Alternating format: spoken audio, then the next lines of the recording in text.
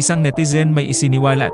Si Francine Diaz umano ang walang respeto. Late na nga gusto pa sumingit. Pero bago ang lahat, kung ikaw ay bago sa aking channel, huwag kalimutan na mag-subscribe at i-click ang notification bell for more trending news. Sa isang Reddit channel, isang Redditor ang nagbahagi ng post kung saan tila paglilinaw sa umuugong na issue ngayon ng OPM band na Orange and Lemons at ni Francine Diaz. Viral na usap-usapan ngayon sa social media ang kapamilya actress na si Francine Diaz at ang Pinoy pop rock band na Orange and Lemons. Ito'y matapos nilang parehong magtanghal sa Governor and Vice Governor's Night sa San Jose, Occidental, Mindoro, nitong Martes, April 30, 2024. Ang masaya sanang pagtatanghal ay napalitan ng hindi pagkakaunawaan nang mag-walkout ang Orange and Lemons habang nasa entablado si Francine.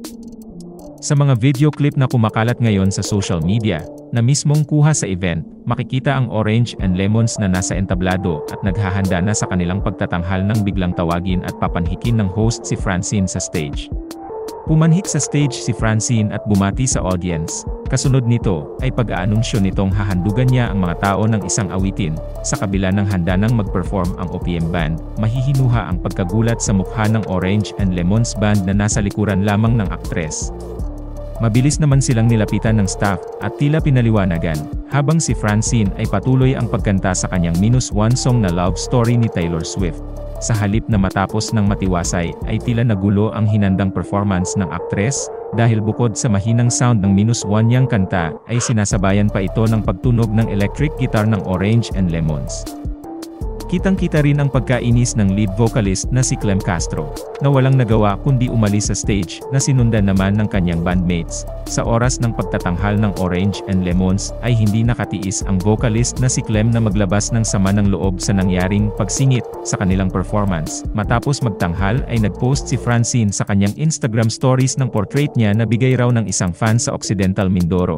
Ani Francine, ikinalulungkot niyang hindi nakuha lahat ng mga regalo sa kanya ng mga tagahanga matapos nitong mag-perform. Kalakip nito ang tila pasaring ng aktres sa naging komosyon nila ng Orange and Lemons sa entablado, partikular na ang pagbanggit niya sa salitang respect.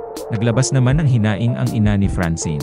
Sa kanyang tinanggal na ngayon sa Facebook post, inakusahan ng ina ni Francine, ang isa sa mga kasama ng banda ng OPM, na siyang nagsimula ng kalituhan ng dalawang kampo. Sana po pakitanong niyo po sa babaeng kasama niyo po na pula ang buhok na kinausap namin siya ng maayos at binastos niya kami. Bago niyo sabihin ang salitang respeto, at sino po ang wala ka respeto sa ginawa niyo? Yung kasama niyo po na mapula ang buhok ang nakakagulo sa banda niyo. At sana sa nag-organize ng event, April 30 ang event, at hindi may 1, gusto nyo mag-perform anak ko ng 2, tama po ba yan? Hindi pwede basta na lang ako manahimik, said Emares Diaz. At sa mga walang alam sa mga nangyayari, kung wala kayo magandang masasabi, wag na rin po kayo makigulo. Kung gusto nyo malaman ang totoo, kayo kumausap doon sa kasama nila na babaeng pula ang buhok kung paano niya kami binastos ng manager namin, she added.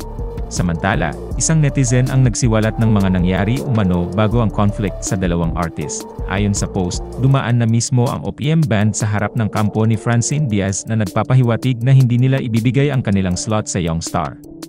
Dagdag ng post na merong taga Mindoro ang naglinaw na mahina ang sound ni Francine, at malakas yung gitar na nirereklamo ni Francine, na nasasapawan daw siya, dahil naka-adjust yun para sa Orange and Lemons na nagsa-sound check na sa stage. Ang mga technical staff ay sumusunod lang umano sa program at hindi umano aware sa mga pagbabago. Pagdidiin ng nag-post ay hindi pa dapat magpe-perform.